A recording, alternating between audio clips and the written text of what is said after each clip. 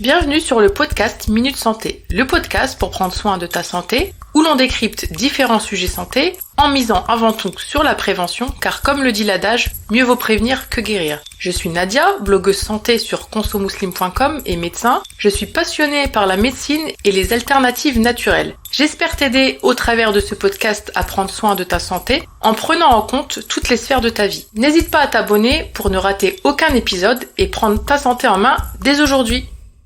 Dans ce nouvel épisode du podcast Minute Santé, j'ai décidé d'aborder le sujet du Ramadan sous le prisme de l'écologie, du respect de l'environnement, car notre santé dépend de la bonne santé de notre planète.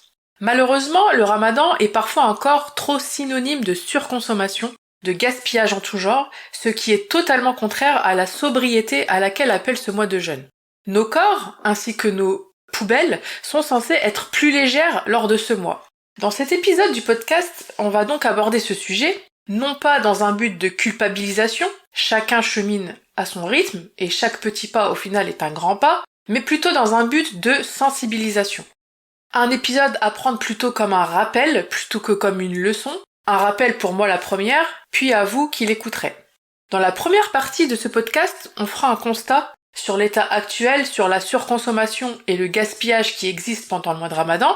Et dans la deuxième partie de l'épisode, on verra ensemble 10 pistes d'action concrètes pour passer un mois de Ramadan plus simple, plus sobre, en minimisant le gaspillage. Je traite également de cette thématique dans mon livre Guide du Ramadan optimal, dans le chapitre écologie, et en bonus, vous aurez à disposition un challenge zéro déchet spécial Ramadan. Vous pouvez vous le procurer en version papier ou digitale sur le site, je vous mettrai le lien en description de l'épisode. Avant de passer à l'épisode du jour, comme d'habitude, j'aimerais lire un petit commentaire qui m'a été laissé sur mon blog par Arzu et qui me dit « Coucou, je trouve ton podcast très utile, je pense vraiment que ça pourra changer notre quotidien à nous les femmes, merci encore. » Donc coucou Arzu, déjà merci d'avoir pris le temps de me faire un retour sur le podcast. Merci à toi et je suis ravie de lire qu'il t'est utile en tant que femme. Si vous aussi vous souhaitez soutenir le podcast comme Arzu, n'hésitez pas à me laisser un feedback, à le noter ou encore à vous abonner. Sans plus attendre, je vous laisse avec l'épisode du jour. Je vous souhaite une bonne écoute. Selon les chiffres 2018 de l'Express, il y a lors du mois de Ramadan une augmentation de 34% des dépenses liées à l'alimentation chez les familles musulmanes. Paradoxal, non, pour un mois où l'on est censé manger moins. On peut néanmoins garder le bon soupçon d'un côté et se dire qu'une partie des familles musulmanes pendant ce mois de Ramadan mange plus souvent en famille, et quand je dis famille, j'entends par là famille élargie. On a également plus tendance à inviter des amis à la maison, etc., etc.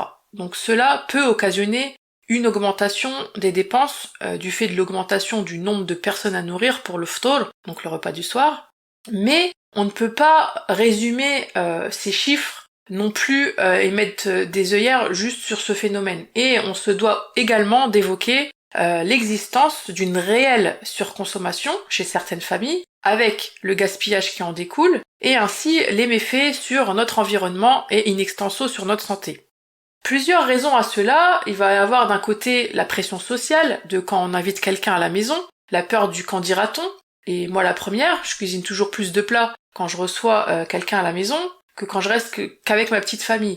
Car peur que la personne soit pas bien accueillie, qu'elle mange, qu'elle n'ait pas les mêmes attentes que nous en termes d'alimentation, qu'elle mange beaucoup plus que nous et qu'elle soit pas rassasiée, etc., etc. C'est toujours dans un souci de bien prendre soin de son hôte, mais néanmoins, dans certaines familles, les tables sont vraiment trop garnies par rapport au nombre de personnes présentes. D'autres vont manger tout le long de la nuit, ce qui est contradictoire encore une fois avec la sobriété et la légèreté auquel appelle ce mois. Et là encore, je parle de quantité et même pas de qualité. Ça, c'est encore un autre sujet que j'ai d'ailleurs déjà abordé dans l'épisode sur l'alimentation pendant le Ramadan, où je vous donne notamment des conseils pour avoir une meilleure alimentation pendant le Ramadan, une alimentation de qualité. Donc si vous souhaitez l'écouter ou le réécouter, je mettrai le lien dans la description. Les grandes enseignes n'arrangent pas ce phénomène de surconsommation pendant le mois de Ramadan. Elles ont très bien compris qu'il y avait de l'argent à se faire à ce moment de l'année, et tous les moyens marketing, parfois d'ailleurs les plus douteux, avec chameaux, danseuses du ventre et compagnie, enfin je vous en passe, sont mis en œuvre pour attirer le consommateur musulman et le faire acheter encore plus. Et à tout ça, on peut rajouter le fait qu'on va généralement faire nos courses en journée, donc en état de jeûne, et que le fait d'avoir faim, donc de faire ses courses le ventre vide, peut nous pousser également à acheter plus que prévu sur la liste de courses, de craquer sur un mets en particulier, etc., etc. Donc tout ceci, en fait, va aboutir à du gaspillage, qu'il soit alimentaire ou encore du gaspillage de ressources comme l'eau ou l'électricité. L'eau, par exemple, pour le surplus de vaisselle que ça va entraîner. L'électricité pour les différents appareils que l'on va utiliser en cuisine, pour le lave-vaisselle, etc., etc. Et un surplus de déchets, avec les différents emballages ou la vaisselle en plastique, par exemple, que certains utilisent encore malheureusement.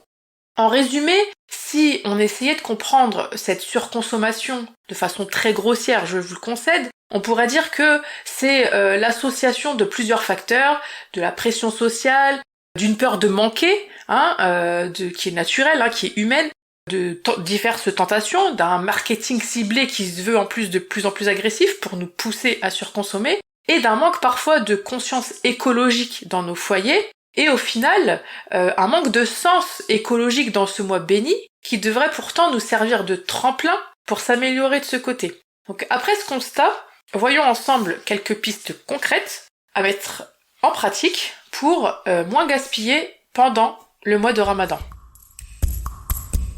Avant de rentrer dans le vif du sujet et vous proposer des actions concrètes que chacun de nous peut essayer de mettre en œuvre progressivement et selon son niveau, et ce toujours sans se culpabiliser ni culpabiliser les autres, il serait intéressant de poser les prémices à ces actions pour que celles-ci aient du sens. Une action réalisée sans réelle attention ou sans connaître son pourquoi est une action partiellement sans sens. Alors pourquoi vouloir moins gaspiller au final pendant le mois de Ramadan ? Pourquoi vouloir plus de simplicité autour de ce mois ? Tout d'abord, j'aimerais que nous nous rappelions tous ensemble des réelles finalités du mois de Ramadan, son véritable esprit. Alors non, le but du Ramadan, c'est pas de végéter toute la journée et de vivre la nuit avec sa bouteille de Selecto, sa malbouffe et les séries en tout genre, etc., etc. Bon là, je fais une caricature, mais à peine. Le véritable esprit du mois de jeûne du Ramadan, c'est justement de s'alléger physiquement pour pouvoir s'élever spirituellement, de nourrir nos âmes plutôt que nos ventres, qui représentent certes nos besoins primaires, mais ainsi faisons l'effort en fait pendant ce mois de ne pas mettre au centre de nos préoccupations ramadanesques des préoccupations seulement d'ordre alimentaire. Il est tout à fait normal de se nourrir pendant ce mois et de consacrer une partie de son temps à la préparation des repas, mais il faudrait dans l'idéal que ça soit une partie de son temps et non toute sa journée. Alors pour cela, il est nécessaire en fait de revoir ses repas, de les simplifier, de les mutualiser, de se donner un temps à partie, de préparer quelques repas, quelques plats à l'avance, etc., etc. En somme, de s'organiser en amont et tout le long du mois, et tout ceci dans le but de minimiser son temps en cuisine pour le consacrer à l'essentiel qui, ne l'oublions pas, pendant ce mois est notre relation à Allah. Concernant le gaspillage, n'oublions pas que nous sommes des califats envoyés sur terre et que nous avons une responsabilité en fait vis-à-vis de notre hôte, qui est la terre, et qui fait également partie de la création. La terre, elle nous nourrit. Nous ne sommes pas là pour la spoiler, pour la salir, pour la faire souffrir. Je vous apprends rien, le gaspillage est interdit en islam, mais se le rappeler régulièrement permet de nourrir notre pourquoi et de maintenir notre motivation quant à nos différents objectifs écologiques, que ce soit durant ce mois de jeûne et toute l'année. Donc par exemple, se rappeler du verset 31 de la sourate Al-A'raf qui nous dit « Et mangez et buvez et ne commettez pas d'excès, car il n'aime pas ceux qui commettent des excès. » Ou encore le verset 26 de sourate Al-Isra « Et ne gaspille pas indûment. » Ou enfin, la fin du verset 141 de sourate Al-An'am « Et ne gaspillez point, car il n'aime pas les gaspilleurs. » Il y a également un hadith, pour compléter ça, très parlant du prophète, sallallahu alayhi wa sallam, qui nous dit que le fils d'Adam ne remplit un récipient pire que son estomac. S'il devait absolument le faire, qu'il y laisse un tiers pour le manger, un tiers pour le boire et un tiers pour sa respiration. Donc en gros, un tiers de nourriture, un tiers de boisson et un tiers d'herbe. Alors voici un excellent repère pour s'arrêter de manger au bon moment. Donc en résumé, avoir l'intention de moins gaspiller, se rappeler des préconisations d'Allah, des préconisations de notre prophète sallallahu alayhi wa sallam, concernant le gaspillage pour entretenir son pourquoi et maintenir la motivation de nos efforts tout le long du mois. Donc au final, en faire un objectif spirituel en plus de tous les autres que l'on peut avoir pendant ce mois, comme la lecture du Coran, les invocations, la prière, etc., etc. Donc plus concrètement maintenant, pour éviter le gaspillage, je vais vous proposer quelques pistes d'action, donc 10 pistes d'action non exhaustives bien entendu, à mettre en œuvre tout au long du mois de Ramadan et au-delà, Inch'Allah. Donc la première piste d'action que j'aimerais nous proposer, c'est de préparer ces menus à l'avance et de les adapter au nombre de personnes à nourrir. Donc viser les justes quantités nécessaires à chaque recette, et ce le plus précisément possible.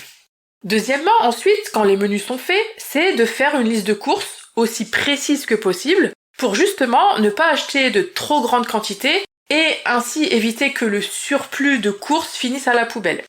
Troisièmement, lors des courses, le véritable effort, le véritable jihad al-nafs, ça va être de se cantonner à cette liste. Se cantonner à cette liste de courses et ne pas se laisser tenter par des choses qui ne sont pas sur la liste, ne pas se laisser tenter par les promotions en tout genre qui veulent justement nous pousser à la surconsommation, acheter vraiment seulement ce dont nous avons besoin. Quatrièmement, si vous en avez la possibilité, acheter en vrac est idéal. Déjà pour moins gaspiller, car cela va permettre d'avoir la juste quantité et permet de diminuer nos déchets, également en ayant moins d'emballage. Donc si par exemple pour une recette on n'a besoin que d'un citron, on ne sera pas obligé d'en acheter un filet d'1 kilo par exemple, on pourra se contenter d'en prendre qu'un seul. Cinquièmement, dans le même ordre d'idée, ça va être d'éviter les plats préparés, qui en plus d'être généralement pas très sains, sont surtout suremballés. Sixièmement, pour éviter de jeter des aliments à la poubelle, bien vérifier les dates de péremption, bien classer les aliments dans le frigo ou dans les placards en fonction de cela, bien les conserver aussi, congeler par exemple ce qui va être utilisé plus tard et qui risque de pourrir, etc., etc. Septièmement, lors du moment venu de cuisiner, de passer à la cuisine, donc encore une fois, ça va être d'essayer de cuisiner dans des quantités justes et adaptées au nombre de personnes à nourrir. Mais encore une fois, si en amont, la liste de courses a bien été préparée et que les menus ont bien été préparés et que les achats ont été respectés à la lettre, vous devriez normalement avoir la juste quantité à cuisiner, ni plus ni moins. Huitièmement, ça va être de prendre l'habitude de petits éco-gestes quand on cuisine. Alors, certains vont dire que ça sert à rien par rapport à la pollution des entreprises, etc. Mais là, en fait, on n'entreprend pas forcément ces éco-gestes dans le but de changer les choses sur l'échelle collective, mais de se dire qu'on fait ça en tant que musulman qui a des responsabilités et au-delà d'avoir un réel effet sur la pollution, de se dire que ça fait partie de nos responsabilités spirituelles de moins gaspiller. Donc les petits éco-gestes en cuisine, ça peut être par exemple de couvrir ses aliments pendant la cuisson, ça leur permet de cuire plus vite et donc de moins consommer notamment de l'énergie. De mutualiser l'utilisation du four par exemple, je sais pas si vous avez 2 plats qui vont cuire au four, d'en mettre un en haut, un en bas. Ce sont juste des petits exemples, il y en a beaucoup, vous en trouverez beaucoup sur internet. Ne pas laisser l'eau couler quand on fait la vaisselle, etc., etc. Neuvièmement, si malgré toutes ces précautions que vous avez prises en amont, qu'après le repas du soir, il y a quand même des restes, ça va être de pas les jeter. Beaucoup de personnes ont cette mauvaise habitude de mettre les restes systématiquement à la poubelle. Il y a plusieurs façons de revaloriser des restes, soit tout simplement en les mangeant le lendemain, soit au suhour, soit au ftour. À ce que je sache, ça n'a jamais tué personne. Soit en les congelant et en les ressortant pour un prochain repas, ça va être plutôt quand ça va être des restes conséquents. Soit les détourner dans un autre plat. Je donne toujours le même exemple. Je me recycle pas pour le coup. Par exemple, un reste de ratatouille dans des briques, un reste de légumes dans des briques, ou bien, un reste de salade dans un sandwich le lendemain, etc., etc. Et en dernier recours, quand vraiment les restes sont là depuis plusieurs jours et qui sont plus consommables, le compost. Et enfin, 10e, lors du repas, ça va être d'éviter d'utiliser de la vaisselle jetable et les papiers essuie-tout jetables et de privilégier les vrais couverts, les vrais torchons. Déjà, c'est plus agréable. Et en plus, tout ça ne finira pas dans la poubelle. Donc faisons vraiment en sorte, cette année, Inch'Allah, et tous les autres ramadans, si Dieu nous prête vie, que nos poubelles fassent également le jeûne. On a vu dans cet épisode l'importance de simplifier nos ramadans sur le plan consommation.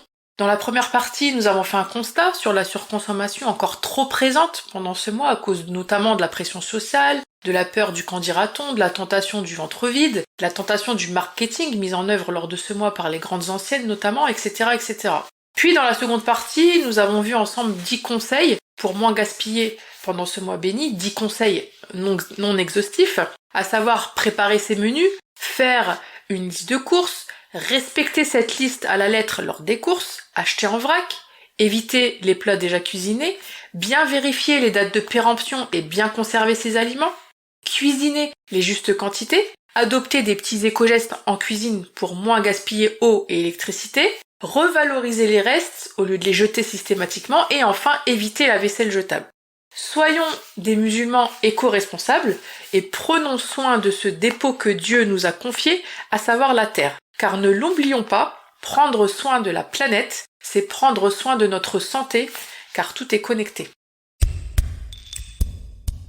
J'espère que cet épisode vous a été utile. N'hésitez pas à le partager pour un ramadan plus sobre, Inch'Allah. Si ce n'est pas déjà fait, abonnez-vous au podcast Minute Santé pour ne rater aucun épisode. Je vous dis à bientôt pour un prochain épisode et d'ici là, prenez soin de vous, de la planète et donc de votre santé, et ce, en toute bienveillance envers vous et les autres.